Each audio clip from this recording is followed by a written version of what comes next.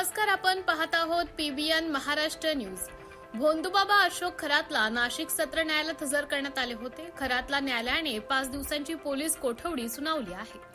दुपारी 3:30 वाजेच्या सुमारास खरातला न्यायालयात हजर करण्यात आले होते। यावेळी पोलिसांनी न्यायालयात आतापर्यंत झालेल्या तपासात काय समोर आले याची माहिती दिली। यानंतर कोर्टाने अशोक खरातच्या पोलीस कोठडीत वाढ करत 29 मार्च पर्यंत पोलीस कोठडी सुनावली आहे। सरकारी वकिलांनी अशोक खरातकडे लाखोंची रोकड आणि लॅपटॉप आढळल्याचं न्यायालयात सांगण्यात आलं।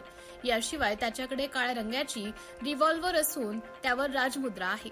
31 काडतुसांपैकी 5 काडतुसं फायर झाली आहेत। ती कुठे फायर केली गेली, नरबळी दिल्याचा संशय असल्याचंही सरकारी वकिलांनी म्हटलंय। खरात 67 वर्षाचा असून तो 30 वर्षीय तरुणीचे लैंगिक शोषण करत होता असंही सरकारी वकिलांनी न्यायालयात सांगितले। दरम्यान पोलीस कोठडीला विरोध करताना आरोपी अशोक खरातचे वकील संजय भाटे म्हणाले की गेल्या 7 दिवसांपासून तपास सुरू आहे, त्यामुळे आता रिमांडची गरज नाही। काही व्हिडिओ तपास अधिकाऱ्यांकडे जमा करण्यात आले आहेत, ते सोशल मीडियावर व्हायरल झाले आहेत। डीव्हीआर, लॅपटॉप मिळाले, पैसे मिळाले आणि रिव्हॉल्व्हर सापडल्याचं सांगताय, तर पेन ड्राईव्हचा उल्लेख कुठेच नाही, असाही युक्तिवाद आरोपीच्या वकिलांनी केला आहे। न्यायालयात हजर केलेले असता अशोक खरात मान खाली घालून उभा होता। तो सतत हातांच्या बोटांकडे बघत होता। दोन्ही बाजूंचा युक्तिवाद ऐकल्यानंतर न्यायाधीशांनी तुम्हाला काही बोलायचं का असा प्रश्न विचारला। त्यावर खरातने मला साप वाघ याबद्दल काही माहिती नाही असं सांगितलं। मी पहिल्यांदाच हे ऐकत आहे। मी मंदिरातही कधीतरी जायचो तेव्हा 100 पेक्षा जास्त लोक असायचे।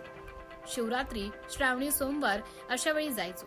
कोठडीत 5 दिवसात जे प्रश्न विचारले त्यांची उत्तरं दिली आहेत, असंही त्याने कोर्टात सांगितलं।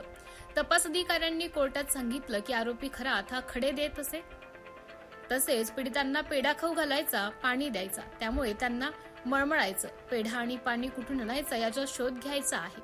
शिवाय त्याच्या फार्म हाऊसमध्येही पिस्तुलाच्या 5 रिकाम्या पोंगळ्या सापडल्यात, त्याची चौकशी करायची असल्याचंही तपास अधिकारी म्हणालेत।